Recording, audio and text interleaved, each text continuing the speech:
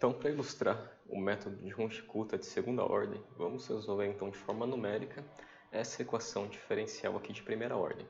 Aqui ao lado eu já deixei explícito e isolado o termo da derivada em relação ao tempo, pois este termo será necessário aqui para o cálculo ou para a derivação das equações de cálculo dos valores amostrais aqui da nossa função incógnita v de t.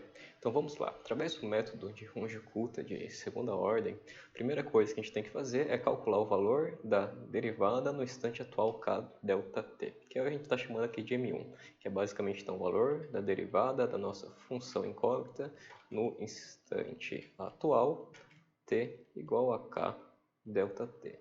Então, neste caso, basta a gente pegar então o valor dessa derivada e amostrar para o tempo k delta t. Assim, teremos que m1 é igual a 1 sobre m menos aqui o b vezes o v no instante atual k delta t, mais aqui o valor da nossa função de entrada no instante atual k delta t. E aqui temos então o nosso m1, que é o primeiro resultado.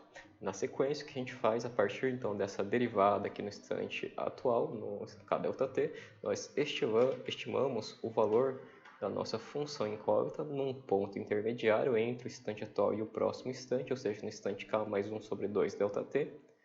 Este valor aqui intermediário é dado pelo v no instante atual, k delta t, mais aqui o delta t sobre 2 vezes ali o valor da derivada que nós acabamos de calcular, que é o m1. Então, aqui nós temos uma equação, uma segunda equação.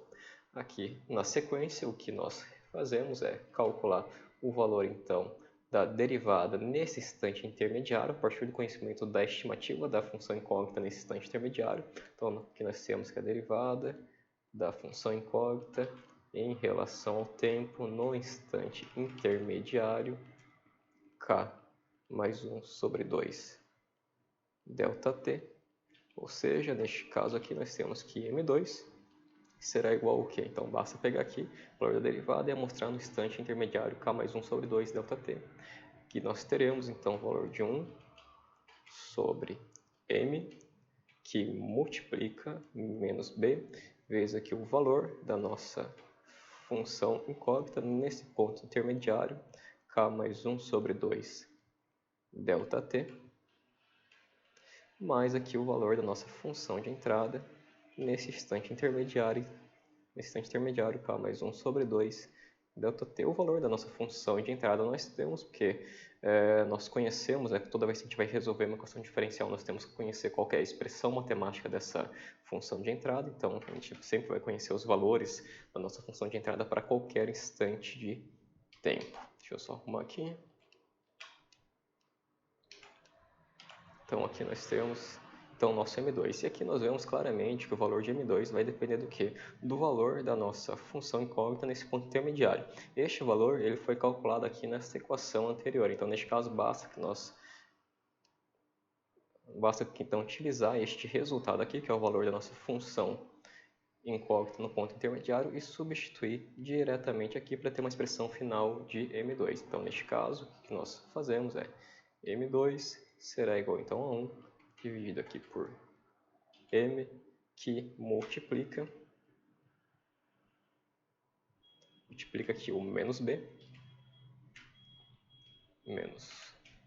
menos aqui b, que multiplica esse v de k mais delta t sobre 2. Vou fazer uma cópia deste termo aqui para cá. Então aqui nós temos o nosso v de k delta t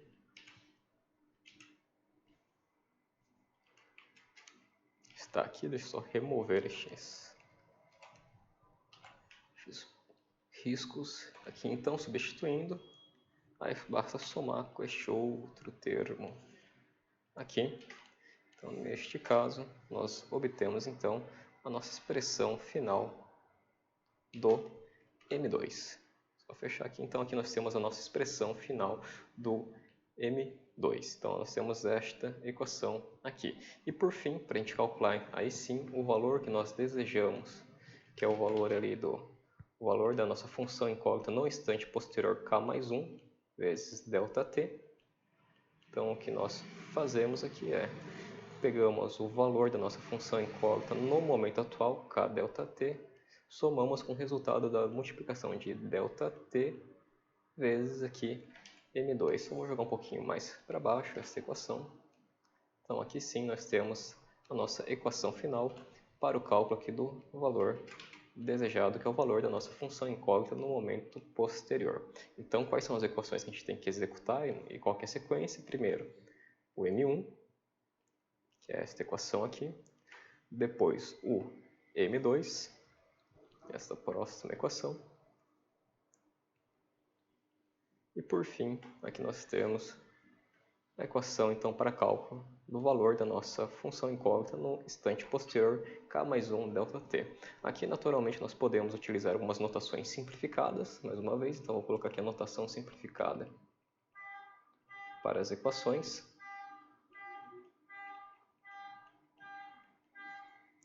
Nessa notação simplificada nós apenas omitimos, né, o valor de ΔT, que multiplica o k mais 1, k e k mais 1 sobre 2 neste caso.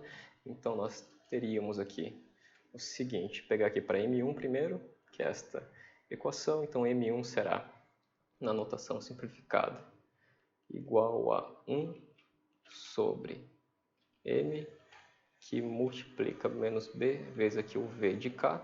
Lembrando que o que significa esse V de K é o V no instante K ΔT, mas aqui nós eliminamos o ΔT apenas para simplificar a nossa notação, mais aqui o valor da nossa função de entrada na amostra K ou no instante K vezes ΔT. Na sequência nós temos aqui o M2, que neste caso é calculado dessa forma aqui, que pelo que a gente está vendo ali é 1 sobre M, que multiplica menos B, que está aqui multiplicando o V de K também. Só ver se é isso. É isso aí, que é o V de K, mais ali o ΔT sobre 2, que multiplica o M1, que a gente calculou anteriormente. Aqui está, mais aqui o F de A no instante K1 sobre 2. Lembrando aqui que o K mais 1 sobre 2, né, quando eu tenho FA de K mais 1 sobre 2, o que eu tenho, na verdade, é o valor da minha função de entrada no instante K mais 1 sobre 2 vezes o ΔT. Só está eliminando aqui o ΔT para simplificar um pouco a nossa notação. E por fim, a última equação que nós temos aqui, então, é o valor da nossa função incógnita no instante posterior, na amostra posterior K mais 1, é igual a V de K, neste caso, mais o ΔT vezes o M2. E agora sim, nós temos aqui as nossas equações para resolução numérica da nossa equação diferencial utilizando o método de Runge-Kutta de segunda ordem, né?